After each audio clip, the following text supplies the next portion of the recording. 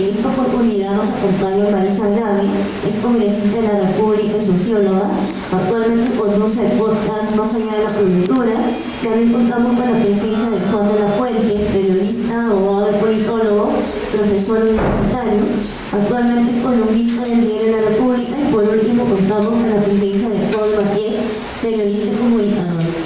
La metodología del debate se divide en tres partes. La primera ronda será la exposición de cada expositor por un máximo de 15 minutos.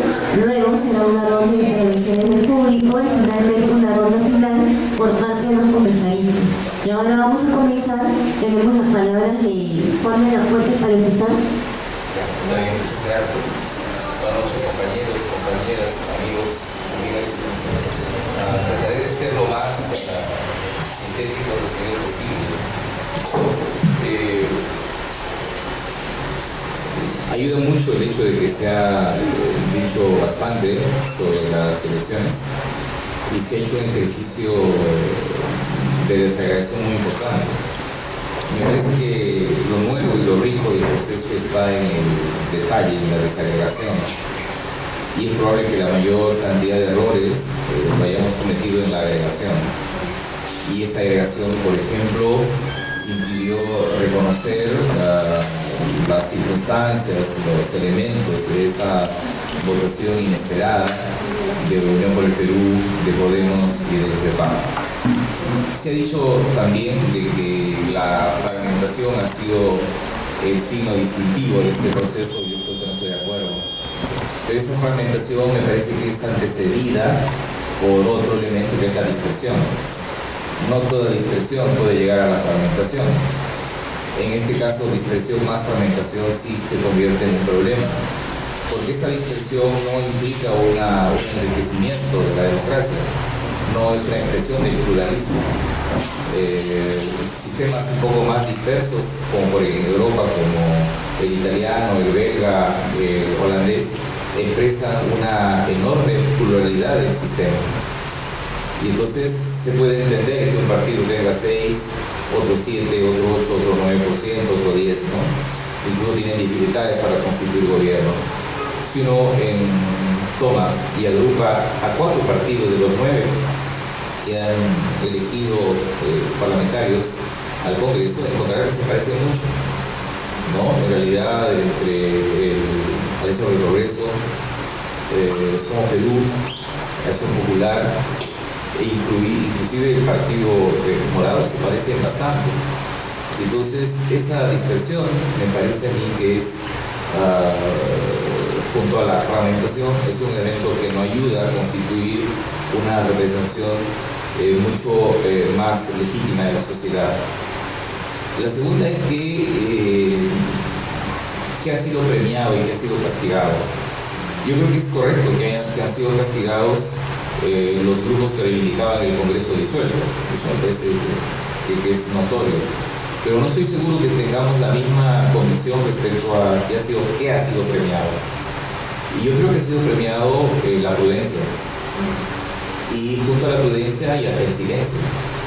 La gente se preguntaba, ¿y por qué Acción Popular, que en la campaña electoral no ha dicho nada, ha sido premiado con 25 curules? Bueno, por eso, ¿no? Porque estuvo en silencio.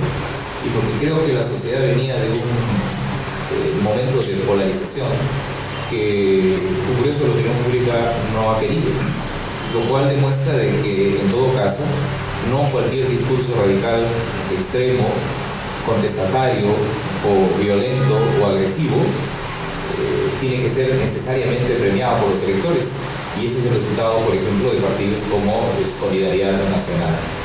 De modo que me parece legítimo reconocer ahí un punto de vista de la gente. Y entonces los partidos premiados por prudencia probablemente superan más del 50% de los votos válidos. Y eso también creo que debe ser reconocido en la construcción de estrategias y de tácticas. Una tercera cosa que deviene de esto es que la elección marca una despolarización del país. Empezó con la disolución del Congreso y la elección ha terminado despolarizando, y es probable que quizás no tengamos una nueva polarización, ¿no?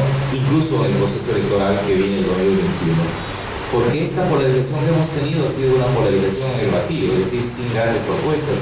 Es cierto, un núcleo importante de gente que se oponía al gobierno de Vizcarra también se oponía a la lucha contra la corrupción, entonces, y también defendía intereses y a gente que estaba vinculado al caso de la Bajada. Eso es cierto, pero en el conjunto de la discusión del derrotero del país, en realidad, más allá de los insultos, no había mucho. Y entonces no hay nada peor que para un sistema que una polarización en el vacío, una polarización sin contenidos. Otra cosa que sí me preocupa como elemento de la elección es los resultados mínimos, ¿no? Porque en realidad, si uno junta votaciones mínimas, liderazgos mínimos e ideas mínimas en la campaña, en realidad uno se pregunta, oye, para esto hemos hecho el Congreso, para que la oferta más importante sea eliminar la inmunidad. La segunda, que limitar el sueldo de los congresistas, el sueldo mínimo vital, ya. Eso puede ser en la primera semana, o sea, para eso hemos disuelto el Congreso. Yo creo que ahí hay un problema muy serio de la capacidad de producir propuestas más articuladoras de la renovación del sistema político. Y además estas propuestas venían de quienes iban al Congreso. Candidatos al Parlamento. ¿Cuál es el siguiente paso? Decir que, aparte de no tener inmunidad, me comprometo a ganar el sueldo mínimo, ¿qué más? Voy a ir al Congreso descalzo los días viernes y a las 6 de la tarde flagelarme en la puerta del Parlamento. O sea, ¿qué más se necesitaba para demostrar que yo iba a un Congreso con el cual además discrepaba como forma de expresión política? Y esta democracia mínima yo creo que sí es un problema para el futuro, porque un país que necesita tanto en cambio, en renovación, en reforma, en reducción de desigualdad, en políticas públicas, no puede tener procesos donde la democracia se juega en términos muy mínimos.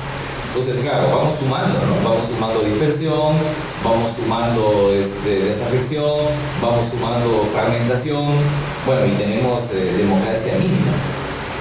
Y por eso es que de todo esto me parece que la cara contraria es el vacío. O sea, fragmentación a dispersión es la cara de una medalla, y la otra medalla es el riesgo del vacío.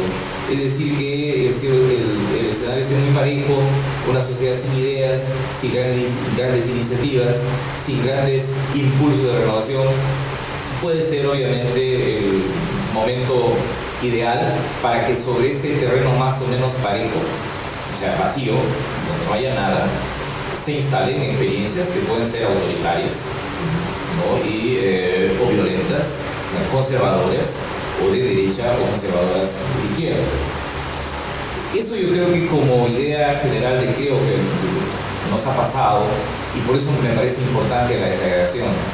Y un segundo elemento en la desagregación creo que es mirar esta sorpresa electoral de estos tres grupos. Yo tengo la impresión que no son lo mismo, son parecidos en el sentido del origen, pero no son lo mismo. Se queja mucho la gente de repente, ¿cómo no vinieron? No veíamos que se venía.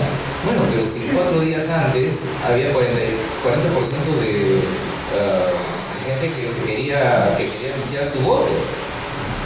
Y ese 40% se convirtió en 16 de votos viciados y 2% de voto blanco. Entonces, yo más bien me felicitaría de aquella campaña que dijo no valores tu voto, porque si tú votas viciado, los partidos que son contrarios al espíritu del 30 de septiembre van a regresar al Congreso.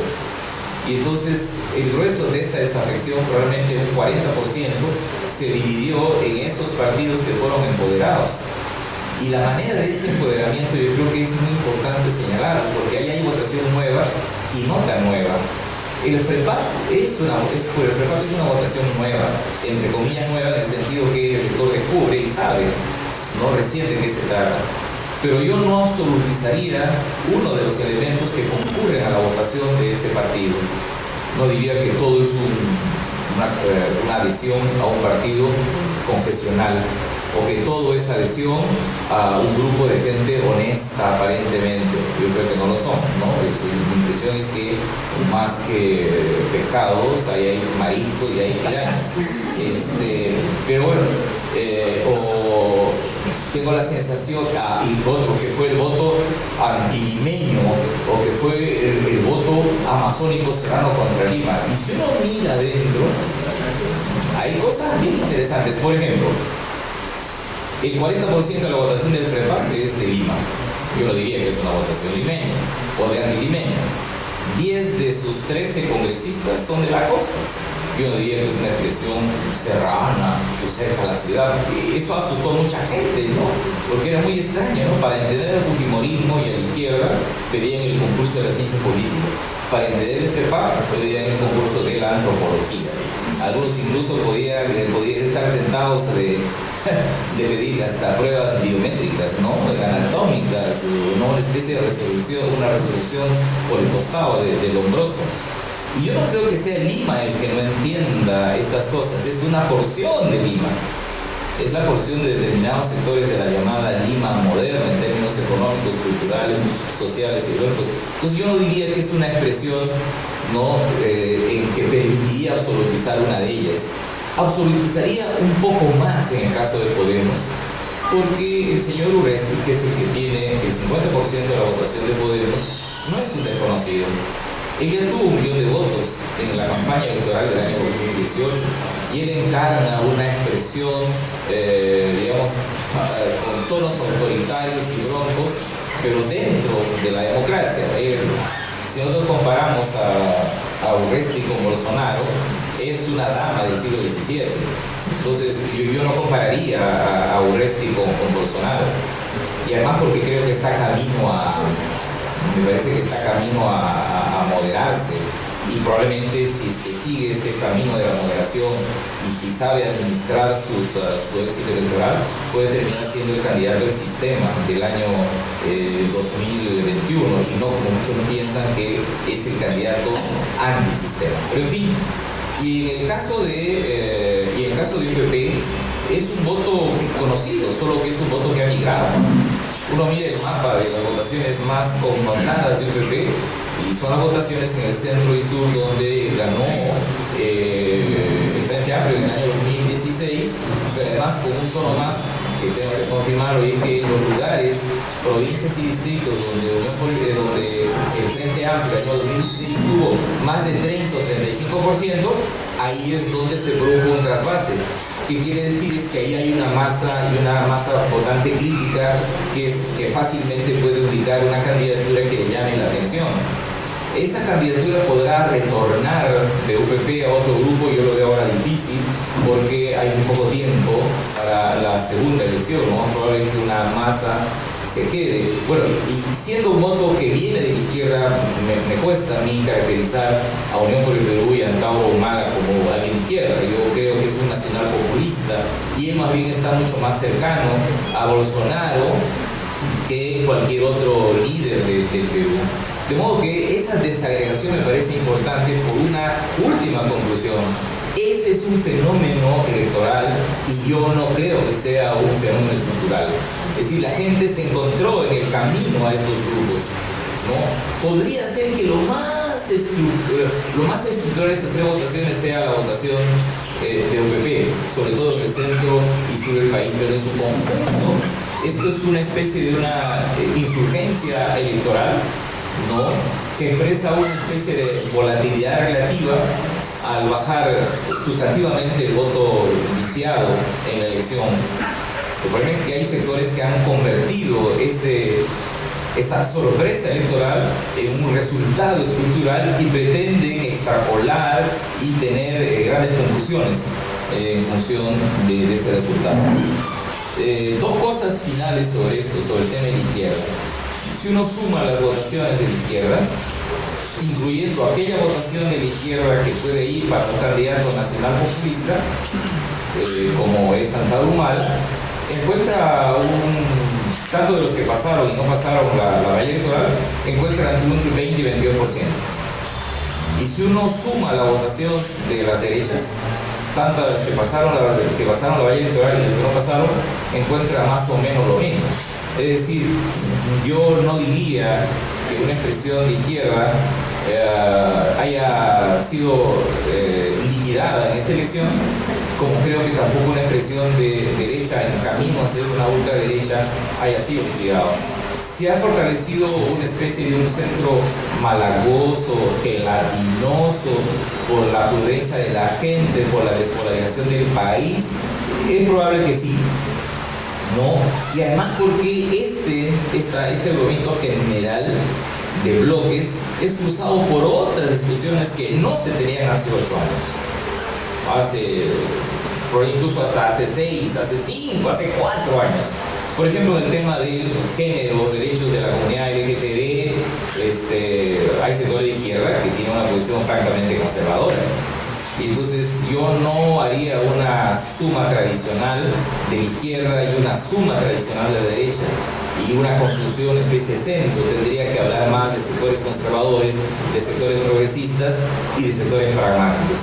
Es probable que en los temas de reforma política haya en el Congreso una mayoría, pero una reforma que no sea muy profunda, o sea, una reforma que no implique el Senado, no implique Asamblea Constituyente o voto voluntario, y ahí podríamos tener unos 90, 92 legisladores en esa línea. Si se trata de regulación, bienes públicos, algo de modelo y relaciones de mercado, probablemente el sector pragmático sea la mayoría, entre 50 y 55, el sector a favor de esos cambios, digamos, unos 30, 30 y tantos, y un sector opuesto más o menos eso mismo, un poco más. Y si se tratara de el asunto de derechos y libertades, ¿no? Habría un sector conservador más importante. Es cierto que el sector conservador militante no está en el Congreso. Es decir, las apuestas de con mis hijos no te metas han fracasado electoralmente, ¿no? Con Solidaridad Nacional, con Vamos Perú, con Contigo. Por ejemplo, había uno que venía con fuerza, ¿no? Que creía que deberíamos votar por él porque él tiene 8 hijos, ¿no? Así como había un candidato en Labra que quería resolver el problema de su hipoteca, ¿no? Por eso él quería resolver el asunto de sus 8 hijos en el Congreso. Pero ese grupo sacó 1%, 1,1%. Pero eso no significa que no haya un conservadurismo no militante en el Congreso. Y claro, el FREPAP es un grupo conservador, pero es un grupo silente. Yo nunca he visto al FREPAP en una marcha con mis hijos no te metas. Entonces sí tendríamos que tener determinada claridad para saber que el sentido conservador frente a la vida no ha desaparecido y el Congreso no está. Finalmente, ahí termino. Creo que será un Congreso por esa razón débil. Supongo que Vizcarra se empoderará un poco más cuando se vea que por lo menos 3 partidos de este Congreso tienen dificultades internas. Uno de esos partidos ya es el de Podemos, ¿no? O sea, las relaciones entre Luna y Urresti están rotas, es cierto, siguen en la misma casa pero duermen en cuartos separados, ¿no? Luna no quiere que se vaya y Urresti quiere irse pero no tiene a dónde irse todavía, ¿no? Y entonces ahí quizás demorará un poquito más una ruptura total, pero tengo la sensación que en la hipótesis de una moderación de Urresti para ser un candidato del sistema, eso no va a continuar. Entonces eso debilita también al Parlamento. El Parlamento anterior, recuerdo un estudio que acaba de sacar 50 más 1, tuvo 4.800 proyectos de ley, de los cuales 700 se han convertido en leyes. Esto es una relación muy interesante, ¿no? Dice en un estudio de que el Congreso debería más o menos demorarse unos 35 años en discutir todos los proyectos de ley que se habían planteado, un poco más me parece. Pero aún así, yo creo que 700 leyes en un Congreso de 3 años me parece demasiado. Creo que vamos a ir al otro extremo, un Congreso muy poco fecundo, y entonces, pero es el Congreso que tenemos, ¿no? Y creo que a pesar de todo eso va a ser mucho mejor. Probablemente nos hemos privado de un poco más de polarización, pero digamos va a ser el Congreso antecedente de una discusión de fondo. Cuando se disuelve el Congreso, muchos pensamos que podríamos tener un mejor Parlamento. Eso quizás no será así, pero eso también demostraría que la democracia peruana no puede producir impulsos mucho más fuertes, ¿no? eso ya es un problema, ¿no? No quiero decir que salgamos como en Chile a quemar iglesias o quemar farmacias. Lo que quiero decir es que hay un problema muy serio, y es que los mecanismos de la democracia no te producen impulsos renovadores del sistema, ¿no? Gracias.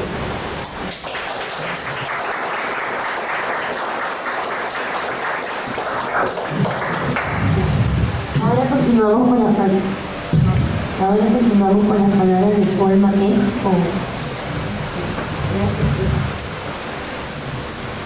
Buenas noches, gracias por la invitación.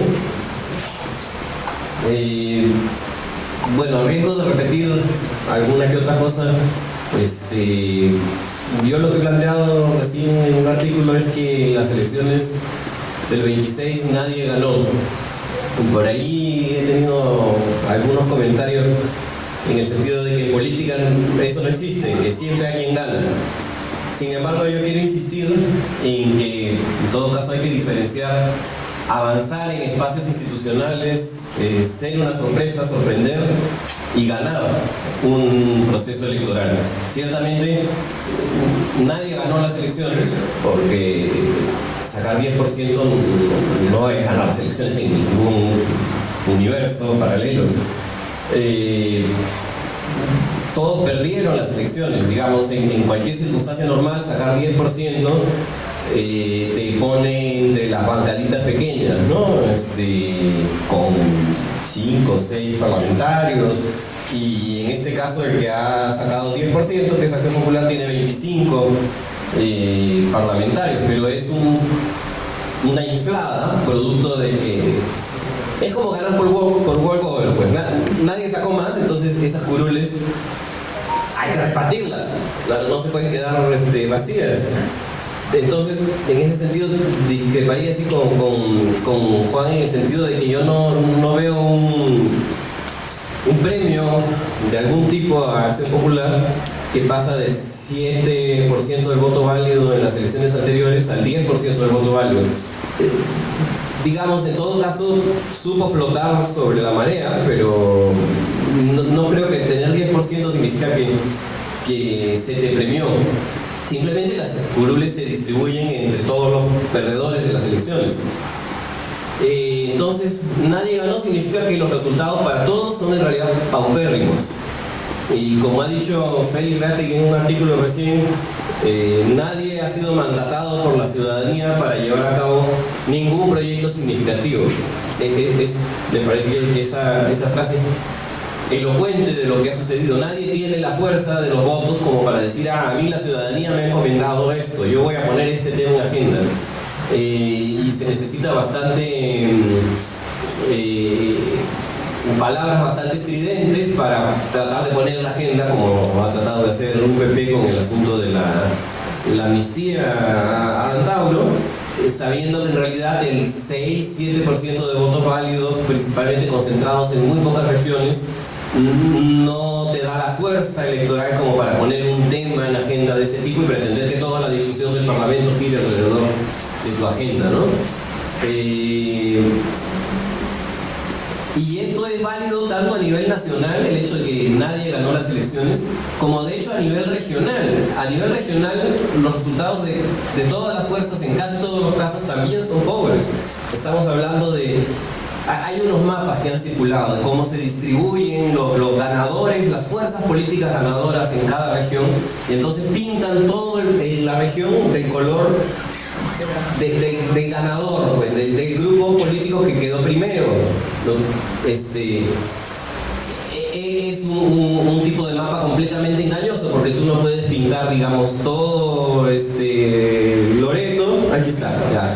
Esto es por distritos, pero no es que cambie demasiado la figura. Tú no puedes pintar todo Loreto del color de un partido que sacó 12 o 15%. Te transmite una imagen falsa de la real distribución de fuerzas a nivel regional, y este enfoque pues permite discutir la emergencia, el surgimiento de UPP, del antaurismo como una fuerza regional que disputa los votos que fueron de la izquierda hace solo 3 o 4 años.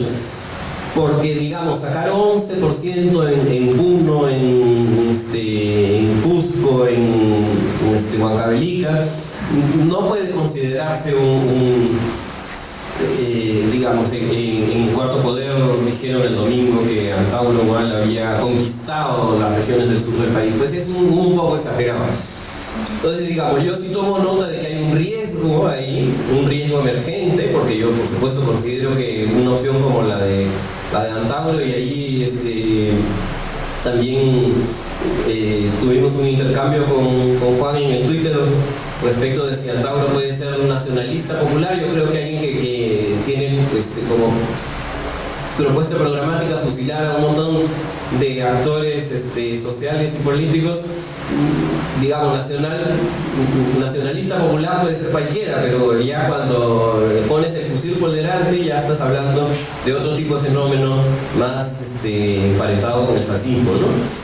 Entonces, obviamente, yo tomo nota de que de repente aparezca una bancada antaurista. Además, los leales a Antauro probablemente lleguen a ser 7, 8, menos de 10 de todas maneras en esa bancada de UPP, pero digamos, que actúen como bloque, como orgánicos, como fuerza parlamentaria, ya es un dato de la realidad. El día de hoy o ayer, Isaac Humal ha publicado en Expreso un artículo sobre el tema de las bambas y digamos, dice, los parlamentarios de UPP, del neocaceísmo, inmediatamente tienen que constituirse a la zona de las bambas y digamos, ese tipo de dinámica en la cual estos actores van a estar muy ligados al conflicto social, tratando de levantarse, de ser muy visibles y de capitalizar el descontento.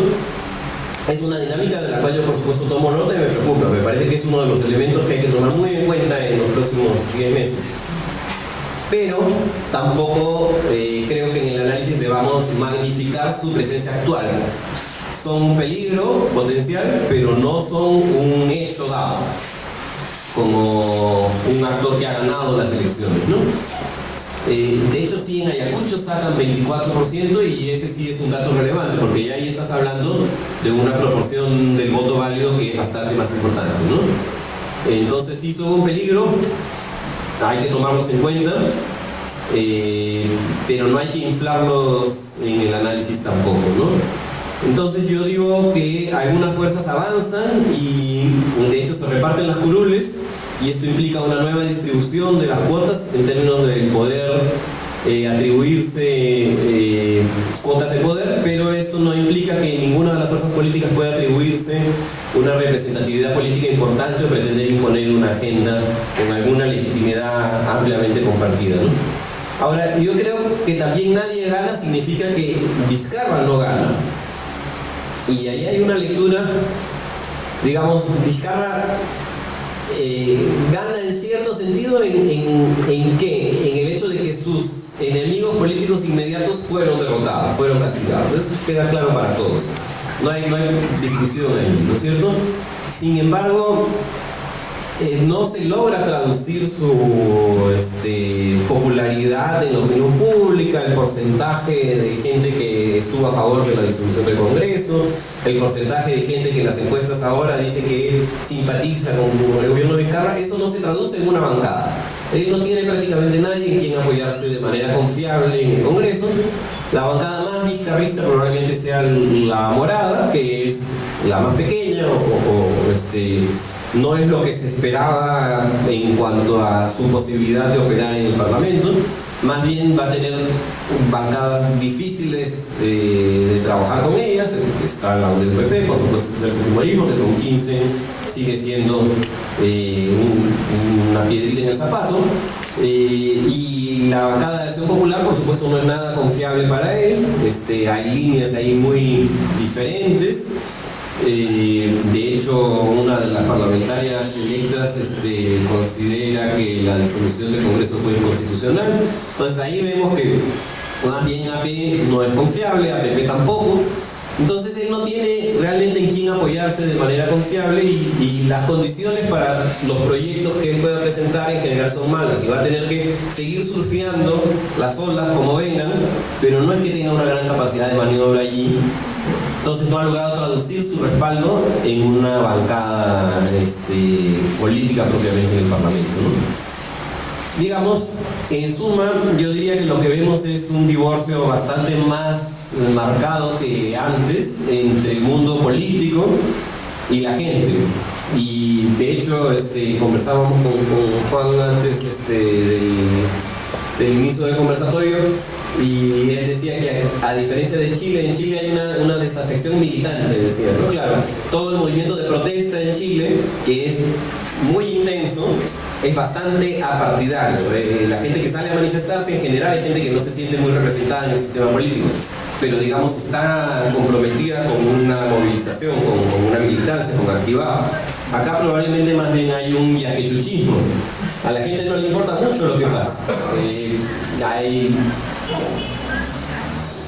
No cree la gente que el sistema político va a resolver ni su vida cotidiana, ni sus posibilidades de movilidad social, ni tampoco la lucha contra la corrupción, la posibilidad de construir un espacio político más abocado al bien común. Hay una desafección bastante marcada y bastante más marcada que antes, porque esta desafección es algo de lo que venimos hablando, yo creo que un montón de tiempo, pero me parece que todo el proceso de los últimos años ha incrementado esa desafección. Y yo creo que eso es bastante delicado en un contexto en el que lo que podríamos llamar la cuestión social es bastante más apremiante también que hace unos años. Y yo creo que además de ver las estadísticas, el crecimiento del desempleo urbano, de los jóvenes que no hacen nada, que ni estudian ni trabajan, y todos estos pequeños datos que son bastante claros en los últimos 3-4 años, también yo creo que es algo que se siente bastante en la calle, en el micro, y que tiene también una asociación con todo el tema migratorio, ¿no? Yo creo que la situación de precariedad social es más apremiante ahora que hace unos años, y por supuesto mucho más apremiante que en el ciclo de crecimiento económico, en el que de alguna manera la gente tenía una expectativa de que su situación económica podría mejorar y que la movilidad social era una opción. Me parece que ahora en una economía que no crece, esa es una carta que la gente ve menos presente, ¿no? Y yo creo que es una muy mala combinación, una situación social más precaria y un sistema político en el que nadie cree y del cual nadie espera soluciones, ¿no? En ese contexto, yo quisiera plantear 3 o 4 preguntas o retos para los próximos meses. Digamos, por un lado, ¿qué va a pasar con la reforma política y con la famosa lucha anticorrupción como agenda del Parlamento? Yo creo que es probable que este Congreso no logre una reforma integral que de hecho era, yo lo he planteado también cuando recién se disolvió el Congreso, la agenda en el contexto del cierre del Congreso por un bloqueo a la reforma anticorrupción. La agenda de este Congreso debería de haber sido la reforma política y anticorrupción, pero yo no veo que los resultados den realmente como para esperar nada de allí. Van a ser en el mejor de los casos algunos parches adicionales, ya se hicieron algunos parches, en el mejor de los casos se lograrán hacer algunos parches adicionales, y ahí cabe movilizarse y ejercer presión sobre el nuevo Congreso, pero yo no creo que haya que poner allí muchas expectativas. Lo que es bastante lamentable porque no nos permite esperar unas elecciones presidenciales de lo que suele suceder en las discusiones, sino llenarlo de contenido afirmativo. Otra pregunta es cómo hacer frente a la emergencia del voto antagonista. Me parece que es un elemento muy importante a considerar en una estrategia desde los territorios y desde la comunicación política, en el cual hay que cumplir un rol clave de disputar esos votos, que yo creo que sí están todavía en disputa. Y me preocupa mucho el rol que va a jugar la gran prensa en estos meses, y ya se han visto algunos ejemplos en la televisión, porque lo que van a hacer es lo único que saben hacer, que es tratar de aplastar a que ubican en su mapa como un enemigo peligroso. Y eso pues nunca funciona, ¿no? Lo hemos visto 1000 veces. Y eso lo único que tiene como efecto es probablemente victimizar a este grupo que es atacado y probablemente hacerlo crecer. Entonces, en ese contexto, ¿qué rol se puede jugar más bien desde la izquierda? Es un elemento que hay que considerar estratégicamente como muy importante. Y otro elemento que yo también creo que hay que considerar es cómo hacer frente al tema migratorio. Supongo que acá todos estamos de acuerdo que no a la xenofobia. Eso no hace que el problema desaparezca. Hay un tema, hay puestos de trabajo en disputa, hay un desplazamiento, digamos, 1 millón o más de 1 millón de personas que llegan a un país que no crece económicamente, por supuesto que generan un problema social que está relacionado con el tema de la precariedad que mencionaba. Y entonces uno no puede sorprenderse de que Edgar Alarcón haga campaña en Arequipa contra la migración, de que Urresti se vista con el discurso migratorio, actores políticos se crezcan. Entonces, en ese contexto, ¿cómo construir un discurso que incorpore el tema de la migración, pero que se lo dispute a los actores que lo levantan desde un enfoque xenófobo, ¿no? Esas yo creo que son algunas preguntas como retos, y una última que no quisiera dejar de mencionar, que no lo he incorporado en la estructura de la presentación, pero que me parece clave, es dónde queda en este contexto la agenda ambiental. Y lo menciono porque cada vez es más evidente a nivel global que la agenda ambiental tiene un nivel de emergencia. Michael viene de Australia y no me dejará mentir. El nivel de emergencia que tiene en este momento el asunto ambiental no puede ser mayor. Y sin embargo, el espacio que eso tiene en el contexto político peruano no puede ser menor, es súper ínfimo. ¿Cómo darle el lugar que merece? Yo no tengo una respuesta, pero sí creo que es un reto que debemos discutir. Y bueno, muchísimas gracias por el espacio.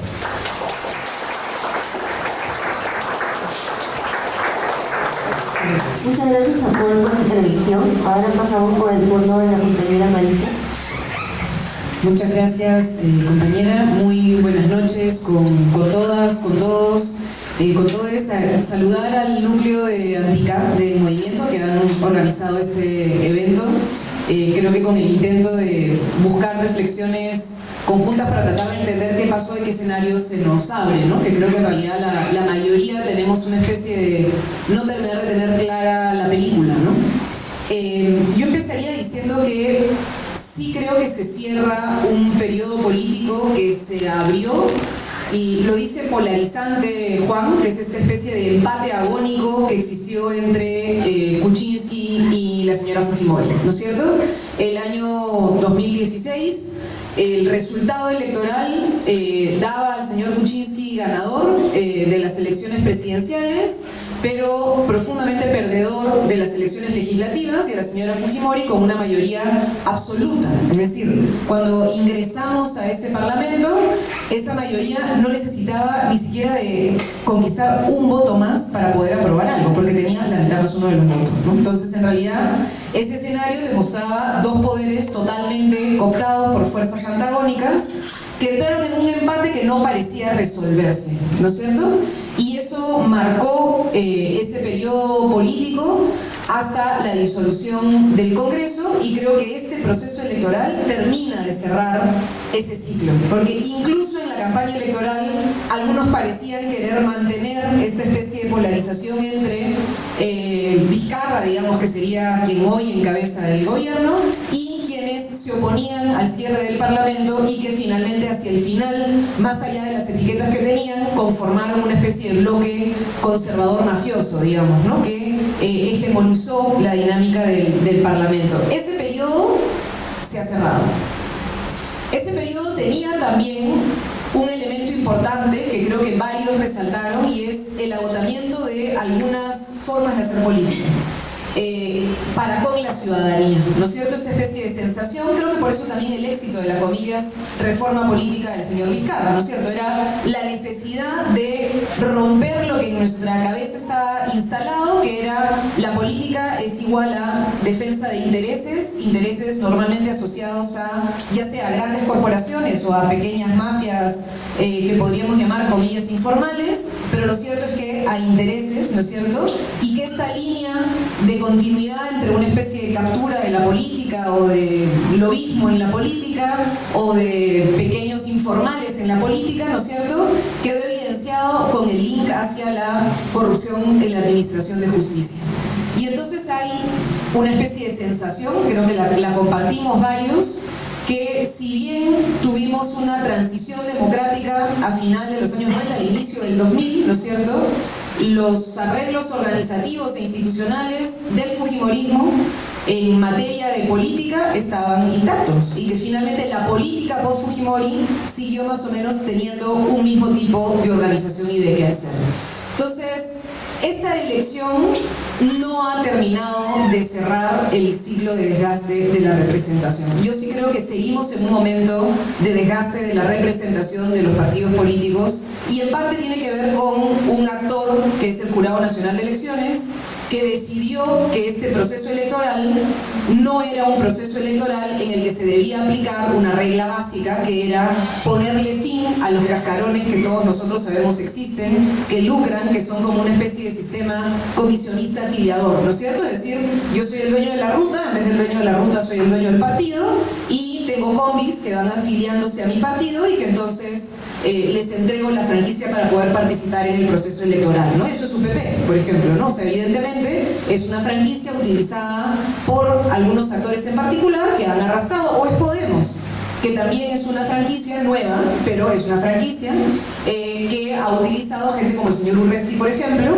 pero que termina empoderando a otros actores subalternos, ¿no? Entonces, esto que podría haber dejado fuera a un paquete importante como el Partido Aprista, como Solidaridad Nacional, como Contigo, como el propio PPC, no ha ocurrido, ¿no es cierto? Entonces, vamos a tener un momento de latencia, no van a ser actores centrales en este año 6 meses, digamos, del Parlamento, no vamos a tener al señor Mulder, algunos lo extrañan, yo no tanto, no vamos a tener a Bartra tampoco, no vamos a tener al señor, en fin, varios, ¿no es cierto? Velázquez Queiquén o Queiquén, como le decían también, no van a estar activos, pero sus registros electorales y por tanto su capacidad para tener algún tipo de arreglo, probablemente mafioso, en el escenario que viene aún está, ¿no es cierto? Entonces las elecciones del 21 no van a tener lo que muchos esperábamos, que era una especie de respiro de por lo menos estas franquicias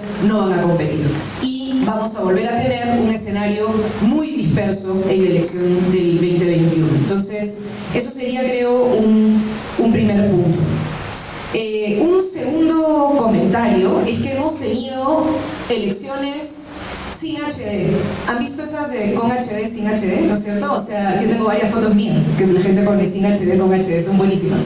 Lo mismo ha ocurrido en el proceso electoral. Esta vez hemos tenido política sin HD. Es decir, es la primera vez que la política nacional, en un proceso electoral nacional, no ha tenido financiación privada en grandes cantidades. Es la primera vez. No han pagado publicidad en televisión, no han pagado publicidad en radio. La reforma política quedó a la mitad. Recuerdan que tuvimos un referéndum que yo sí creo que fue importante porque marcó un primer enfrentamiento con la mafia en cierto sentido, aunque no sé si los cambios son tan trascendentales, pero lo cierto es que ese referéndum marcó por lo menos un momento importante en el país. Y en ese referéndum incluimos, ahí no sé muy bien cómo logramos colarlo, pero se coló, en una de las reformas constitucionales, la prohibición de la financiación de los partidos a la propaganda en medios de comunicación masiva. Punto. Eso no se reguló, o sea, se logró meter en la reforma constitucional, lo metimos, se aprobó, la gente lo votó, pero la ley de desarrollo no se aplicó en el Parlamento, con lo cual en realidad hay un vacío. Tenemos la vieja ley de la franja, que quienes habrán visto en esta campaña electoral, vamos, ¿para qué tenemos la franja? No, está pésimamente diseñada.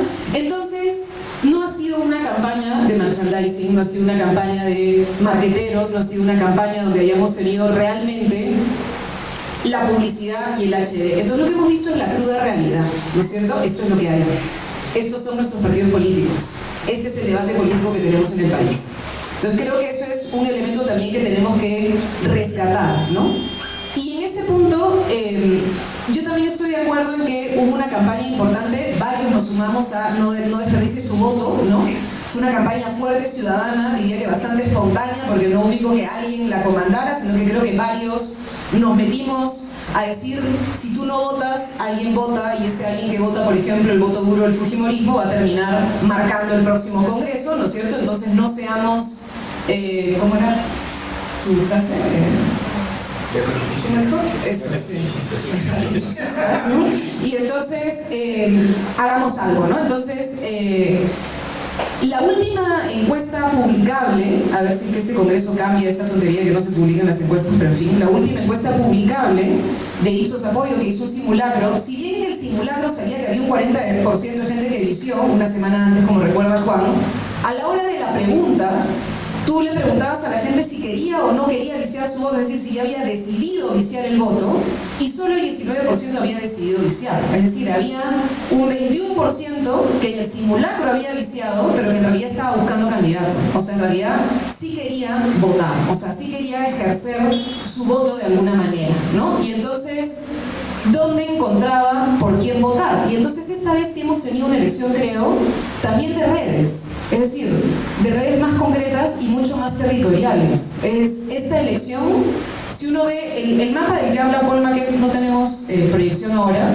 que ha estado circulando, que es el mapa de los ganadores en grandes colores por región, también está por distrito. Y por distrito en realidad es mucho más colorido.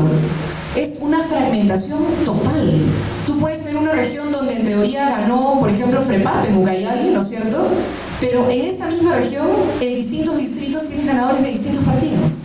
Entonces, en realidad, hay una especie de asiento muy territorial en este proceso electoral y de redes muy directas e inmediatas y cercanas, que son las que han de alguna manera determinado el voto.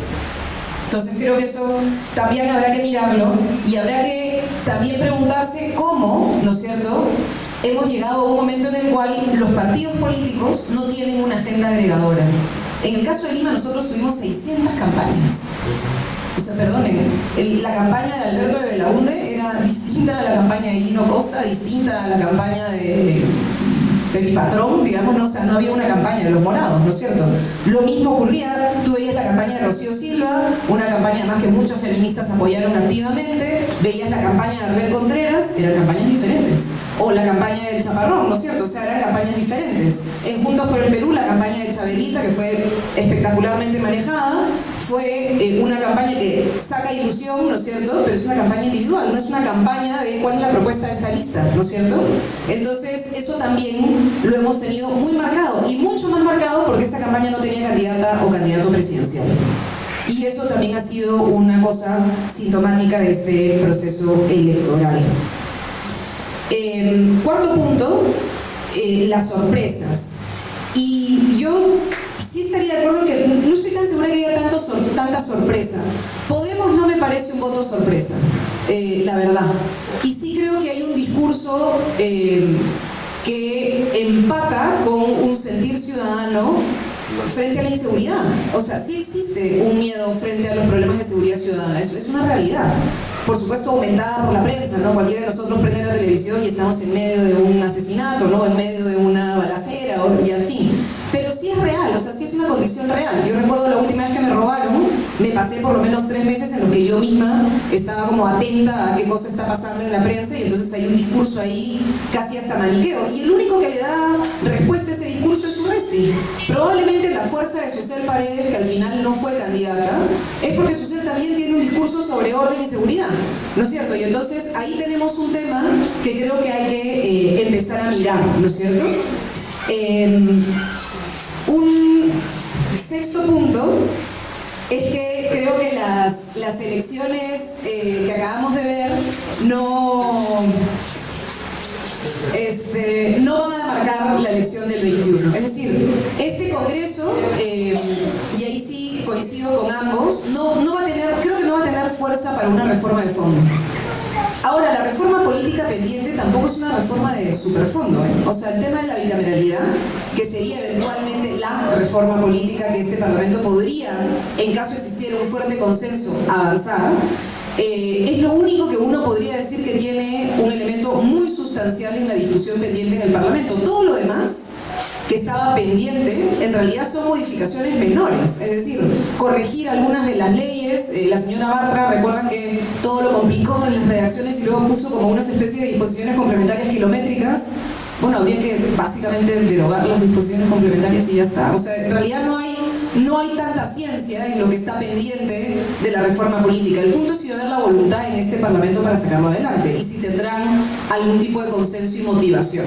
Ya he venido sacando tarjeta y yo plantearía dos cosas pendientes. ¿Qué cosa creo que es urgente? Este Parlamento no tiene 1 año y medio, este Parlamento tiene menos de 1 año. En diciembre muere su tiempo político, porque empieza la campaña política nacional, presidencial y congresal, pero va a marcar, va a distraer la agenda y además va a generar la fricción entre las fuerzas políticas que normalmente no permite el consenso. O sea, no va a permitir que un Parlamento tan fragmentado tenga una mayoría suficiente para aprobar cosas, ¿no? Entonces, si yo necesito 61 votos, no hay forma que si estamos compitiendo en pleno proceso electoral nacional consiga, salvo que sea un tema de altísimo consenso, ¿no? Entonces el tiempo de legislación de este Parlamento es un tiempo que será de marzo a diciembre a lo más, ¿no es cierto? Ese es el tiempo real de la legislación de este Parlamento.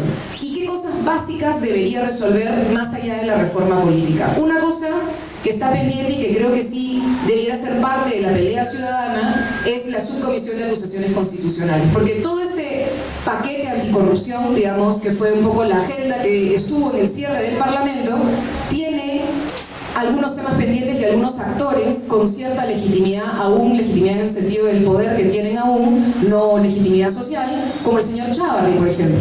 Lo del señor Chávarri no solo se resuelve en la Junta Nacional de Justicia, que eventualmente podría resolverlo si tiene que ver algún problema con su nombramiento, pero si ese nombramiento no le encuentran una falla, la Junta no tiene cómo tocarlo. O sea, tendría que ser el Congreso quien tome la decisión, que hay la posibilidad de avanzar a los procesos judiciales que la señora Soraya Dávalos ha solicitado. Lo mismo con Gálvez Saladino, ¿no es cierto?, que también está pendiente su situación y que eso tendría que ser resuelto por el Parlamento si es que se quiere avanzar. La agenda anticorrupción ha tenido un golpe fuerte en este tiempo, nuevo, y es esta especie de, no sé, abrazo del oso de Odebrecht, ¿no es cierto? O sea, éramos amigos, nos queríamos tanto, me colaboraste tanto, me diste tanta información y ahora te clavo un juicio por 1.200 millones. Entonces, hay un tema ahí complicado que puede abrir un escenario en este Parlamento que genere algún tipo de tensión a este equipo especial que enfrenta y ha enfrentado a un conjunto de actores que pueden eventualmente recomponerse, ¿no? Y ya para terminar, solamente sumarme a una pregunta que ha planteado Paul sobre el tema de la migración y que es cómo desde la sociedad nos atrevemos a discutir el problema de la falta de empleo, la irresponsabilidad del Estado en su propia política migratoria, pero al mismo tiempo hacemos una defensa de quienes tienen una migración económica a nuestro país, ¿no? O sea, somos la mayoría de nosotros hijos o nietos o sobrinos o tenemos hermanos que han migrado, ¿no? Y que han migrado por razones económicas y que están fuera del país, casi 3 millones de peruanos, por razones económicas, y que creo que necesitaríamos tener nosotros también como sociedad una reflexión para ver cómo enfrentamos un problema que es un problema, pero que lo tenemos que enfrentar desde la solidaridad, ¿no? Eso sería. Muchas gracias.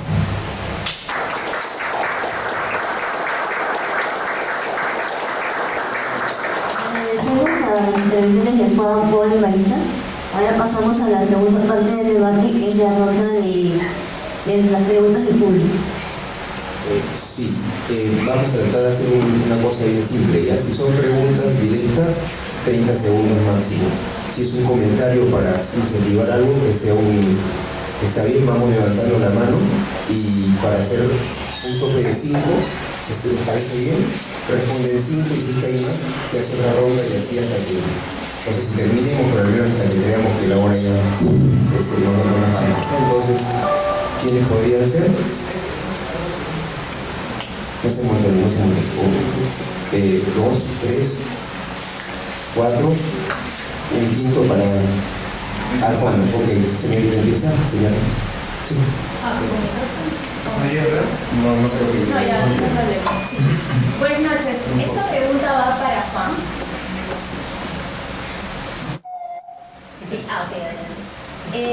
Cuando mencionaba lo de el haber favorecido la falta de acción durante la campaña electoral, esto en relación a Acción Popular y este más del 10% de votos, ¿usted entiende esta tendencia como ligado a un comportamiento social por parte del ciudadano peruano? El hecho de no ser incómodo y tratar de buscar una alternativa más distinta o radical. Ok, el segundo bueno, da igual, 2, 3 y después de También para Juan quería preguntar si él considera que Antauro no es izquierda. ¿Qué es izquierda? O sea, ¿cómo podemos definir a la izquierda? Y si es una condición subjetiva de autodeterminación. Yo soy izquierda y es una forma de determinar qué sería. Sí. Bueno, una pregunta para usted sería finalmente quién ganó. Y para Juan, tú tenías un ministerio sobre la tercera mitad, hablabas. ¿En qué posición queda esta tercera mitad? Si se puede seguir hablando todavía de ese concepto. Y para Marisa, tomando algo que dijo Juan hablaba de un centro malagoso, ¿no? ¿Se puede tener un centro sólido tirado hacia la izquierda? O sólido finalmente, para que no se la roben a la izquierda precisamente, porque hay ahí un sector justamente que está mirando hacia el centro o quiere encontrar una opción en el centro, y que bueno, y ahorita solo ve extremos, ¿no? Para los tres, yo quisiera preguntar sobre el escenario posterior a las elecciones. Los partidos perdedores se nota que están articulando nuevos discursos. Esos discursos en algunos casos están enfrentando a fuerzas que son democráticas o supuestamente democráticas contra fuerzas que están rompiendo el esquema democrático. Y para embolsar a ese grupo que está rompiendo los esquemas democráticos, ponen a Podemos, ¿no? Como el abanderado de todas estas fuerzas, ¿no? Yo quisiera saber si este discurso que se da fuera del ámbito del Congreso puede trasladarse al mismo Congreso y entorpecer aún más la tarea que está pendiente, ¿no? Si Chiquín por el fondo había alguien levantó, dile más. Mi pregunta iba por el lado de que, Si te acercas, por favor. bueno, estas elecciones hemos podido ver que los medios de comunicación ya no han podido jugar ese rol importantísimo como en toda la historia de Perú han podido jugar. Y este único cambio ha hecho que la partida y la imagen de los partidos que están en el Congreso cambie por completo, hasta el punto de que fue la noticia al día siguiente y hasta ahora. Entonces, este hecho no marca la gran importancia del poder mediático en la democracia y cómo esto influye y hasta qué punto influye este poder mediático para una buena democracia, y si este poder mediático es tan bueno para una democracia, un poder mediático juega en conflicto de interés con sus dueños, que vienen a ser la banca o vienen a ser empresas grandes, ¿qué tan malo puede ser para la democracia? Y si es que la democracia en sí se debe replantear bajo esta relación entre poder económico con voz propia a través de los medios de comunicación, que influyen tanto en los partidos políticos, que influyen tanto en la política en sí. Entonces responden de repente tú primero, ¿no? Gracias por las preguntas. Yo creo que estamos entrando a una... Yo creo que estamos en movimiento, ¿no? Es decir, quizás la elección nos permite, algunos decir, no, pero estamos en movimiento. Cuando alguna vez lo he contado, una ilustración, cuando mi esposa en el reporte de mi hijo, y le dice, oye, ¿qué pasa? Esto está desordenado. Y dice, no está desordenado, estoy en movimiento.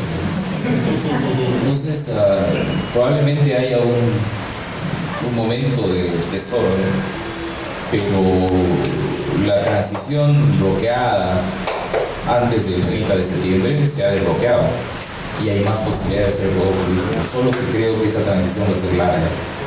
Miren, los chilenos han pactado en 70 días una asamblea constituyente, un referéndum, que no sé por qué le llaman plebiscito, un referéndum y una salida política que probablemente no guste a todos, pero hay un curso político. Aquí no hay un pacto y las reformas constitucionales que se han hecho han sido evidentemente, han sido confirmadas con una altísima votación el 9 de diciembre de 2018, pero han sido impuestas en una confrontación entre el Ejecutivo y el Legislativo sin acuerdo. Y esto me lleva a pensar, a decir que el sistema es fuerte. Y operamos y hacemos nosotros política bajo el supuesto de que el sistema es débil, es precario, está agónico. No, es fuerte. La cantidad de remesones que nosotros hemos tenido desde el año 2016 son impresionantes. Una renuncia presidencial, 2 mociones de vacancia, la líder de la oposición presa, un presidente se suicidó, otros están en Estados Unidos detenidos, hemos liquidado un organismo constitucionalmente autónomo, hemos creado otro, se ha disuelto el Congreso, 4 mociones de confianza. No sé si otro sistema en otro país de América Latina podría soportar esto. Si John Reed viviera en el Perú, quizás no escribiría los 10 días que estremecieron al mundo, sino los 3 años que no estremecieron al Perú. Y entonces tengo la sensación que habría que discutir más este asunto de la fuerza de sistema. Y probablemente algunos estén de acuerdo con lo que yo señalo en este momento, y es que creo que desde el 2001 han habido más cambios en la economía que en la política en el Perú. El simple hecho de que hayamos bajado 35 puntos de pobreza, ya me van a decir, sí, es pobreza por ingreso, ya, no es multidimensional, ok, es monetaria, ok, pero son 35 puntos, que es más de lo que bajó los 8 años en el sureste, en el noreste de Brasil Lula, y lo que en los 15 años hizo Morales, Evo Morales en Bolivia. Y han habido entonces más cambios en la economía que en la política. Probablemente no sea muy popular decirlo. De cara al futuro, a propósito de la pregunta sobre el ciudadano, yo creo que estamos sobre una paradoja nueva, porque hasta el año 2010, digamos, la paradoja peruana para las ciencias sociales era, y aparecía en todas las encuestas, desde las que hacía Latino Barómetro y otros, ¿cómo es posible que un sistema donde hay un alto crecimiento y rebaja de pobreza, decían, hay una desafección a la democracia? Esa paradoja ha cambiado y la nueva paradoja es más o menos así: ¿cómo es posible que un sistema político corroído, corrupto, visiblemente contrario a las expectativas de la gente, no motiva una indignación masiva y una movilización de forma de la gente? Ya esa nueva paradoja yo creo que tiene que ser resuelta, porque países cercanos a nosotros han enfrentado, han encarado esa paradoja desde la movilización abierta e incluso explosiva, y nosotros no. Yo he escuchado a gente, he leído a gente que dice, no, dice, los peruanos son cobardes. Yo no creo que sea un tema de cobardía, yo creo que hay un asunto que está vinculado al proceso político del Perú. Y pienso que después, incluso antes, pero también con este Congreso, el problema no está en el Congreso, yo creo que el problema está afuera, está en la sociedad. Por ejemplo, habría que analizar la desafección. Yo, por ejemplo, no diría que la desafección es una expresión de indiferencia. Al contrario, es una expresión de mucha racionalidad. El desafecto yo no creo que sea un indiferente, es sobre todo un diferente, que es otra cosa. Y eso se ha demostrado en las demandas contra el Congreso, en el respaldo de la gente a la disolución del Congreso y en el acto electoral, en los actos electorales que hemos tenido en diciembre del 2019 y ahora, o sea, hay mucha racionalidad de la gente. Tiene que haber mucha racionalidad para decir, yo quiero abstenerme, pero viene otro y me dice, no te abstengas, no vicies tu voto. Ah, ya, no voy a viciar mi voto, pero no se lo voy a entregar a los partidos del sistema, los oficiales. Y entonces, ¿qué me encuentro en el camino? No, al FEPAP, me encuentro a Podemos, me encuentro a Unión por el Perú. Entonces, yo creo que en la perspectiva de la construcción de una propuesta progresista, hay que volver a analizar con más detenimiento la desafección, que creo que no ha sido analizada sustantivamente. Por ejemplo, hay que tener una lectura territorial de la selección. Los dos partidos que tienen estructura nacional, que son Alianza para el Progreso y el PPC y el AP, les ha ido mucho mejor. AP tiene 3 regiones o 4, me parece, y Alianza para el Progreso 5. Y entre los dos hacen más de 500 distritos, o 500 provincias, y más de 1/3 de los distritos. Y tienen, en medio de la soledad del voto, tienen una visión más pareja, ¿no?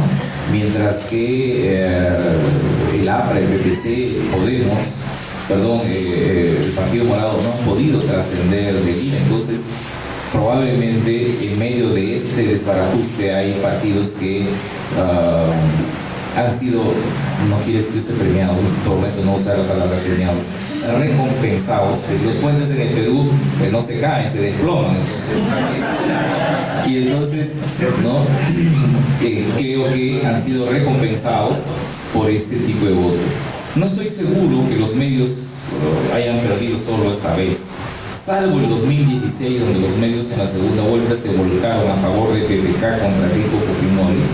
Todas las encuestas electorales de los medios han perdido. El 2001 apodaron a Lourdes Flores, perdieron. El 2006, en la primera vuelta, a García perdieron. Entonces, no estoy seguro. En 2011 apostaron a Keiko y ganó Humala. Entonces, no estoy muy seguro que esta vez los medios hayan perdido, porque además, si miramos los desagregados, encontraremos que las más importantes votaciones en Lima y en el interior del país, en Lima 6 u 8 candidatos de distintas listas han sido los más mediáticos. Entonces, ya, es cierto, totalmente de acuerdo, es una campaña que ha tenido menos dinero que los últimos 40 años, y eso me parece que es muy bueno, pero no hay que olvidar el efecto de arrastre. Y el efecto de arrastre es un efecto sobre todo mediático. El sistema entonces, incluyendo los medios, puede producir lo que ha producido, a propósito de Antauro y otros más. El año 2018, el señor Muñoz, en 10 días cosechó 1,5 millones de votos. Y a ese registro en Lima, ese registro no lo tengo para América Latina. Como un candidato puede cosechar 150,000 votos por día. Ya en ese mismo espacio de tiempo, el señor Urresti cosechó 1 millón de votos. Lo quiero decir, con este esquema de volatilidad absoluta o relativa, el sistema puede producir un Muñoz, pero también puede producir un Urresti. Solo que las reglas de los Urresti y de los Muñoz probablemente hayan cambiado, porque si bien es cierto que en el discurso se diferencian, ¿no? El Muñoz más centrista y Urresti un poco más bronco y más radical, pero supongo que en el gobierno, un gobierno municipal de Urresti no se hubiera diferenciado tanto de un gobierno municipal del señor Muñoz. Entonces, esta tercera mitad creo que está también a la búsqueda, ¿no? Sigo pensando que es una tercera mitad muy racional. De toda esta transición yo me quedo con la gente, porque ha demostrado muchísima más racionalidad que los políticos. Y lo último en relación a este asunto, yo creo que es posible articular una propuesta que movilice a la gente para los siguientes procesos, pero creo que debería buscarse mucho más una relación con la vida cotidiana de la gente. Si yo quisiera rescatar algo, yo diría que el único partido podría ser, no ser popular esto, ¿no? Pero el partido más cotidiano de los que han entrado al Congreso, ¿cuál es? El pescadito. ¿Cómo estar de acuerdo o no? A veces la política nos da cosas terribles, ¿no? Nos da insatisfacciones. ¿no? La gente le molesta, ¿cómo es posible que AP, que no ha dicho nada en la campaña, haya sido empoderado? Ya, pues es el voto de la gente, pues, ¿no? La gente también recompensa el silencio. Y el partido FREPAP es un partido que es un partido silente públicamente, pero no olvidemos que hay, dicen, 500.000 miembros de esta iglesia, ¿no? Y organizados. Uno lo ha visto en la campaña electoral, en caravanas, caminando, todo eso, ¿no? No sé cuántos partidos hoy día serán cotidianos. Un partido cotidiano en el AMRA, por ejemplo, ¿no? Y la izquierda fue una izquierda cotidiana, ¿no? O sea, una izquierda íntima de la gente, de los movimientos sociales. Bueno, esa izquierda cotidiana hoy no existe, ¿no?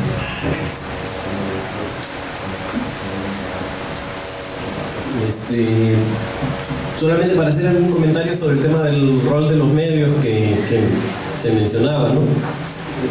Claro, no es ninguna novedad efectivamente que los medios siempre pierden las elecciones. Ahora, esta vez además los medios nos han puesto a Rosa Bartra y Salvador Eresi y Mulder todos los días, en todos los horarios, y Shepur. Entonces, yo creo que probablemente esta vez los medios han, digamos, dentro de esta lógica de que nadie ganó, yo creo que los medios también son perdedores muy notorios, porque sus candidatos ni siquiera, no digamos sus candidatos, ahí habría mucho que discutir, pero candidatos que ellos les han dado amplios espacios, incluso eso creo que Útero sacó hasta una estimación bastante estadística del espacio que tenían todos estos candidatos. Bueno, ni siquiera pasaron la valla, y más bien todos estamos discutiendo sobre UPP o sobre el FREPAP, que no estuvieron ni un solo día en los sets de televisión, ¿no? Entonces creo que eso es bastante notorio, y yo creo que ahí Marisa mencionaba el tema de la reforma política y qué tan completa o incompleta. O sea, claro,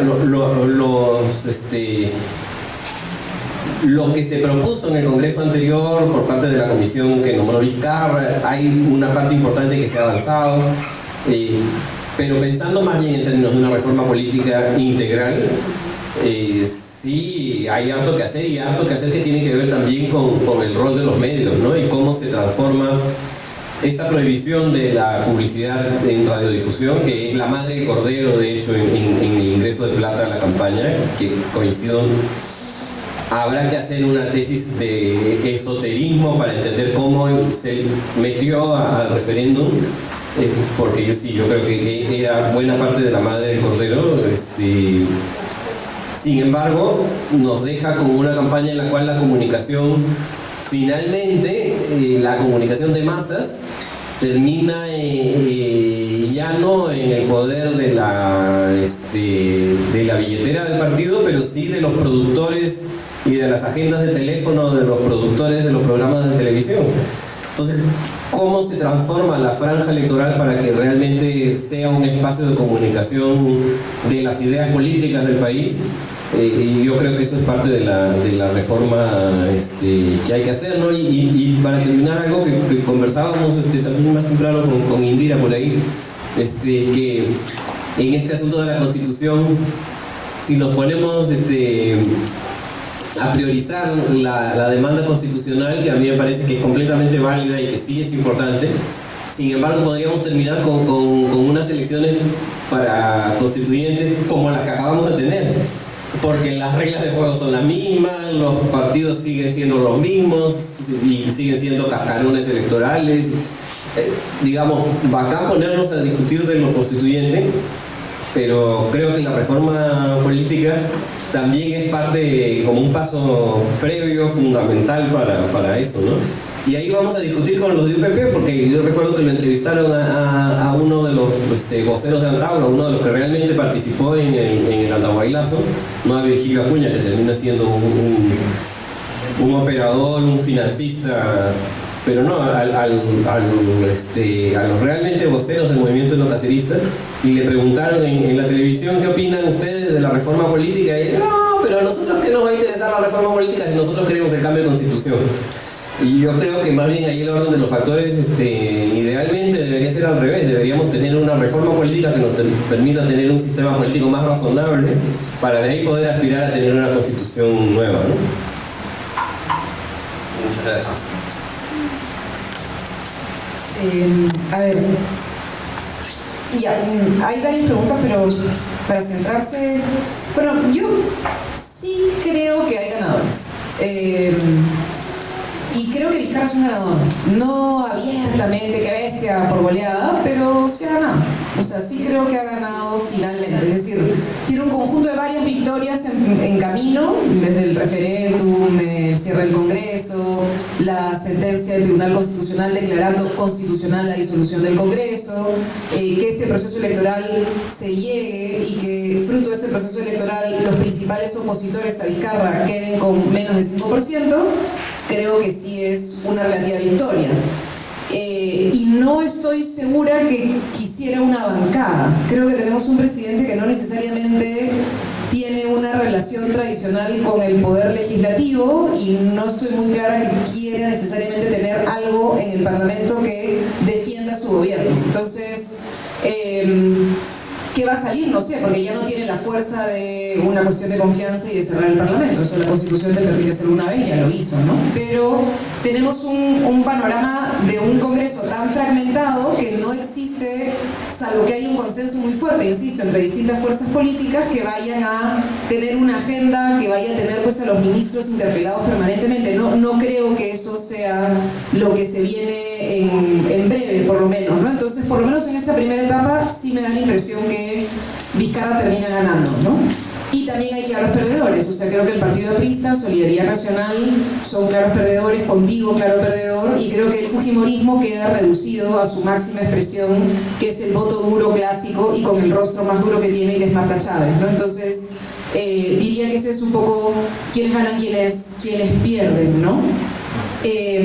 Y claro, en este escenario, es verdad que los medios de comunicación y los productores de los canales que tienen programas periodísticos pretenden tener determinado tipo de injerencia. La pregunta es si esos son los medios de comunicación. Es decir, la gente ve RPP y Canal N, que son realmente los programas donde los hemos tenido, o la gente ve, no sé, pues determinado tipo de programas de señal abierta que no necesariamente son esos, y que como yo no puedo colocar mi propaganda electoral en el horario estelar donde ese tipo de programas de alto rating se ven, no necesariamente he tenido posibilidad de utilizar los medios de comunicación en esta campaña, ¿no? Entonces, sí diría que ahí más bien habría que ver realmente qué peso tienen estos productores, ¿no? Entonces, más bien ahí también relativizar, porque también empiezan a aparecer otras maneras de comunicación, creo. No sé si ahora la versión digital de la República tiene mucho más seguidores y vistos que eventualmente la editorialización de algún programa periodístico en un medio de cable, ¿no? Entonces, tal vez ahí... no, es que tú hablas tus 7 minutos. No, estoy hablando de la versión digital, ¿no? Pero bueno, pero creo que ahí hay un tema que vale la pena comenzar a preguntarse, ¿no? La gente busca otros canales de comunicación, no necesariamente los canales de siempre, ¿no? Y yo no compararía estar en un programa de televisión que tener marketing donde sales bonito y dices exactamente lo que quieres, ¿no? Entonces ahí creo que hay un tema que en todo caso sí hay que ver precisamente cómo regular para el próximo proceso electoral. Este discurso fuera del Congreso sobre si hay democracia o no hay democracia puede chaparlo, creo, una opinión pública grande, pero no, digo, medios de comunicación que generan algún tipo de opinión, pero no estoy seguro que eso vaya a marcar la dinámica del Congreso y sobre todo no creo que vaya a marcar la dinámica del país. O sea, no... Creo que más bien hay más posibilidad para pequeñas protestas aisladas, recuperación de escenarios de conflictividad. ¿Qué va a pasar en el corredor minero, por ejemplo? Es una pregunta que yo me haría, ¿no es cierto? Después de este escenario electoral, ¿qué va a pasar en Las Bambas? ¿Qué va a pasar en toda la zona que ha estado con estado de emergencia permanente para supuestamente tener paz social? Eso creo que va a poder tener agenda que eventualmente marque de manera tensa a este gobierno, ¿no? Y que pueda eventualmente marcar, por otro lado, una agenda donde la sociedad, donde esta tercera mitad eventualmente se cuela, ¿no es cierto? Y intenta marcar alguna agenda que vaya por otro lado. Y eso me lleva a una pregunta que me hacía sobre si hay posibilidad de un centro sólido o un centro tirado a la izquierda. Yo no creo en un centro izquierdo. O sea, digamos, me da la impresión que normalmente la gente que dice que es de centro o que se identifica como centro izquierda en realidad oculta que está muy cómodo con el modelo económico, ¿no? O sea, que en realidad mira con bastante comodidad. O sea, tal vez lo que quiere son matices, cambios eventualmente en algunos temas más sociales, en algún tema eventualmente vinculado a servicios universales, educación, salud, pero que en el fondo no está dispuesto a tocar el modelo, ¿no? O sea, la madre del cordero, ¿no? O sea, el tema de fondo que creo que hay que entrar a cuestionar. Lo que yo diría es que en qué momento la izquierda deja de mirarse el ombligo y hablarse a sí mismo y a su capilla y empieza a conquistar el voto del centro, porque eso es lo que hay que hacer. O sea, en realidad es conquistar el voto ciudadano. Desde lo cotidiano, dice Juan, esa es una manera también y es fundamental, y es recuperar el contacto cotidiano, pero es cómo tenemos un discurso que está dispuesto a hablarle a la gente, a su cotidiano, a su necesidad, ¿no? Y desde ahí, desde donde se debería parar, creo, una izquierda llamando a la ciudadanía en general, y creo que eso es lo que tendríamos que buscar, ¿no? Eso sería. Gracias.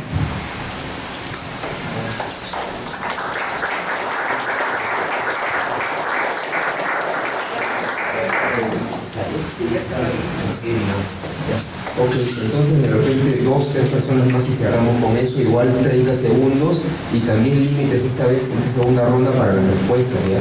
Déjame 2 minutos. No, solamente para la segunda, porque la primera siempre es la batería más larga, ¿no? Entonces, a ver, ¿quiénes serían? 1, 2, tercero, se cierra el tiempo. Ya, eso ya está. Lo que dice María es muy cierto, ¿no? Ha habido una campaña de desprestigio de la izquierda y tenemos que, no sé, transmitir el verdadero espíritu de la izquierda a la población. Pero ¿cómo lo podemos hacer si tenemos todavía mentes que todavía piensan de que su mejor opción es la derecha o su mejor opción es una derecha muy extremista a veces, ¿no? Que no le da la posibilidad a la izquierda de poder mostrar su verdadero sentir, que es la necesidad del pueblo, ¿no?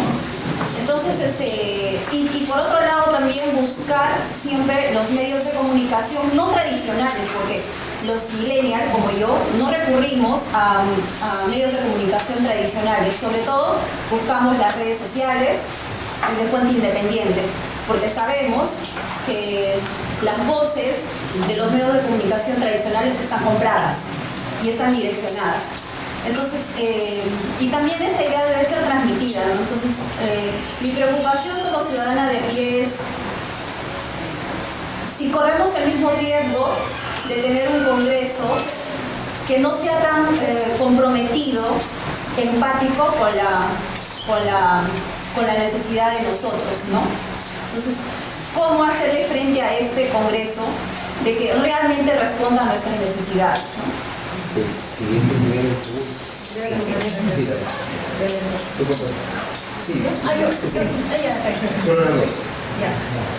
Mi pregunta va para el señor Juan.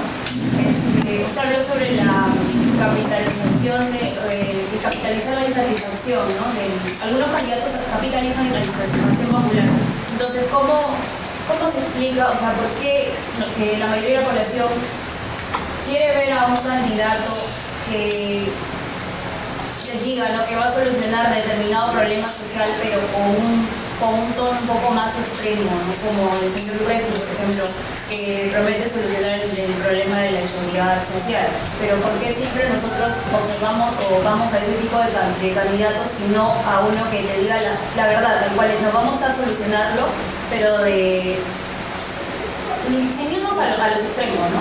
O sea, de repente él propone el tema del servicio militar, ¿no es cierto? O cuestiones un poco más extremas, o sea, ¿cómo hacer el discurso menos extremo, digamos? ¿Y por qué la gente elige ese tipo de candidatos? ¿Por qué?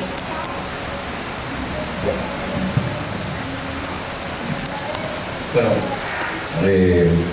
yo creo que la dispersión general también afecta a la izquierda. Y entonces hay una dispersión también en la izquierda. Y hay una izquierda que cree en todos los derechos, que es, por ejemplo, en la izquierda con la que yo me identifico, y hay una izquierda que no cree en todos los derechos. Y yo veo hoy día, cuando se discute la supuesta unidad de la izquierda, que ese es un asunto absolutamente insalvable. Yo no estaría dispuesto a votar por un candidato como el señor Cerrón, que afirma ser de izquierda, pero que no quiere venezolanos en Junín. A mí me parece que incluso pondría yo en discusión su condición de izquierdista. Y ya no estamos hablando de Antauro humano. Y yo no creo que una izquierda inteligente, racional y que apunte a todos los derechos en el Perú no sea capaz de decir que el gobierno de Maduro no es un gobierno de izquierda. Y si no eres capaz de zanjar con el gobierno de Maduro o de criticar a Evo Morales por haber intentado forzar la Constitución para reelegirse una tercera o cuarta vez, pues me parece que en ese escenario es realmente una utopía pensar en la unidad de la izquierda. Yo creo que más bien el desafío está cómo construir un progresismo desde los derechos. Y eso sí plantea la posibilidad de un parteaguas con los sectores conservadores. Y si quizás nos sometemos los que estamos aquí a un test, probablemente salgan aquí entre 10 o 12 perfiles de izquierda. Pero creo que hay líneas rojas que no se pueden cruzar. Particularmente yo pienso que el asunto del enfoque de género, los derechos LGTB, la xenofobia, son ahora líneas que no pueden ser cruzadas ni disueltas en la construcción de una propuesta progresista. Y ese simple hecho hace imposible, por más literatura que haya, la famosa unidad de la izquierda. Yo ya no insistiría en la unidad de la izquierda, ¿no? En realidad, como los antiguos, hace 2000 o 3000 años, que danzaban alrededor del fuego sin comprenderlo, los últimos años hemos danzado alrededor de documentos sobre la izquierda sin comprenderlos, ¿no? Segundo, creo que la idea de una visión progresista muy ligada a la vida cotidiana de la gente tiene que ver con la refundación precisamente de esta forma de hacer política. Es curioso, los partidos fueron a hablar con el presidente y ninguno le habló de que estaba terminando enero con 7 u 8 feminicidios, por ejemplo. Ningún partido, ¿no? El asunto ambiental fue tocado ligeramente. Y un partido, solo uno, que es el Frente Amplio, propuso la reorganización de Ocinerní y la renuncia de su presidente por el asunto de Villa Salvador. Y finalmente, sobre el tema de la comunicación, se puede hacer política sin los medios. Sí. No estoy seguro que se puede hacer política contra los medios. Se puede intentar. Lo que quiero decir es que se puede hacer comunicación de masas, pero también se puede hacer comunicación de inicios. Es decir, se ha demostrado, es posible, se han construido proyectos políticos en el mundo, en América Latina también de los medios alternativos. Entonces, no creo que el asunto de a quién apoya los medios, que siendo importante en la lucha ideológica y política por el asunto de la concentración del poder en los medios, siendo importante, no creo que sea definitivo para construir una opción desde la sociedad.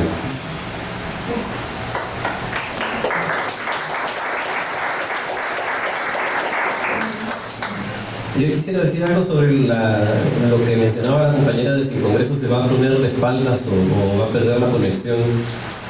Yo creo que es un riesgo de algunas de las bancadas.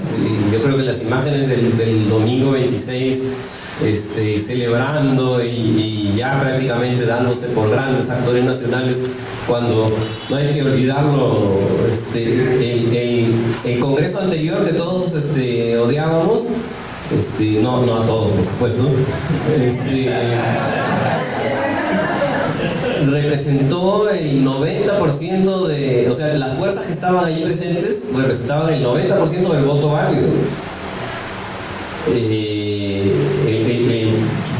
20% restante estaba debajo de la valla, ¿no? Pero el actual Congreso, las fuerzas que están ahí representan la mitad del voto válido. O sea, yo creo que estos grandes triunfadores de las elecciones no necesariamente se están dando cuenta de que su capacidad de representación es paupérrima, la verdad. Pero yo creo que hay otros que más bien lo van a leer muy bien y mencionaba, Marisa insiste en lo del corredor minero. Yo creo que los caceristas van a saber moverse muy bien y yo más bien pronosticaría la posibilidad de un año tumultuoso, en el sentido de que siempre en los años preelectorales hay actores locales que están buscando visibilizarse.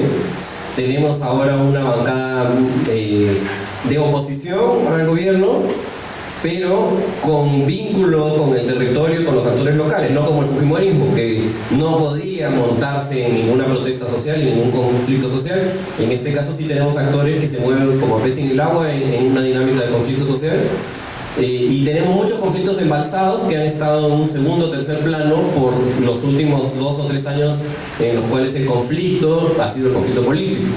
Entonces yo sí creo que se necesita una chispa para que haya una situación, y además tenemos un gobierno que en realidad es un gobierno débil, que por ejemplo yo no creo que Vizcarra no quiere hacer Tía María porque está convencido de que Tía María no va, sino porque sabe que su gobierno lo tiene si gobiernos con mayor capacidad, con mayor aparato no han logrado sacar adelante Tía María, pues imagínense un conflicto de esa magnitud con Vizcarra como presidente. Sabe que es un gobierno débil.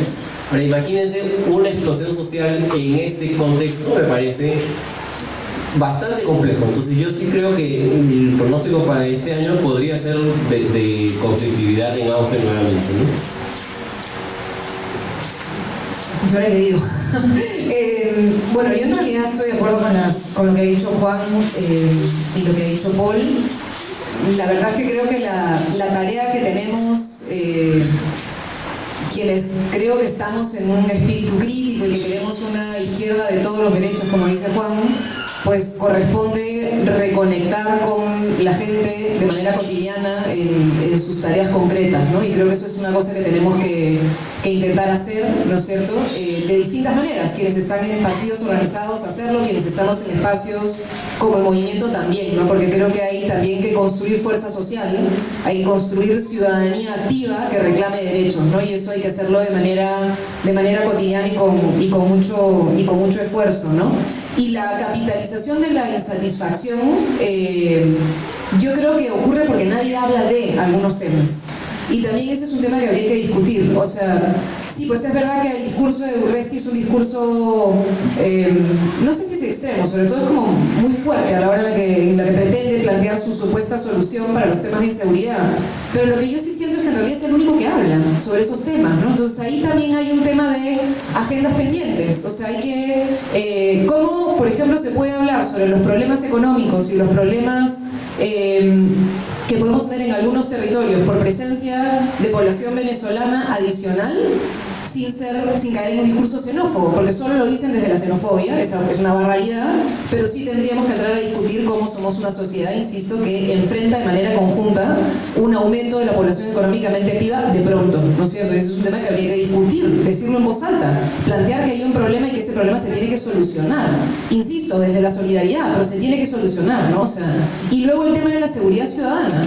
Es como si todos somos conscientes que es un problema y se lo dejamos a la policía. Hay que empezar a discutirlo también. O sea, también tendría que haber otro sector dispuesto a discutir de qué manera, ¿no es cierto?, buscamos una solución que no sea solo elevando las penas, ¿no? Porque si nuestro discurso es solamente elevar las penas, entonces en realidad un sector medio facho que plantea incluso la pena de muerte termina ganando, ¿no es cierto? Entonces tenemos que encontrar una solución que creo que no la tenemos. Entonces sí estamos también en un momento de construcción, ¿no? Entonces, bueno, eso. Y nada, agradecerles por estar acá. Ya no tenemos mucho más tiempo, pero después algunos nos podemos quedar conversando un ratito porque Juan amablemente nos ha dado una hora también ya de cierre.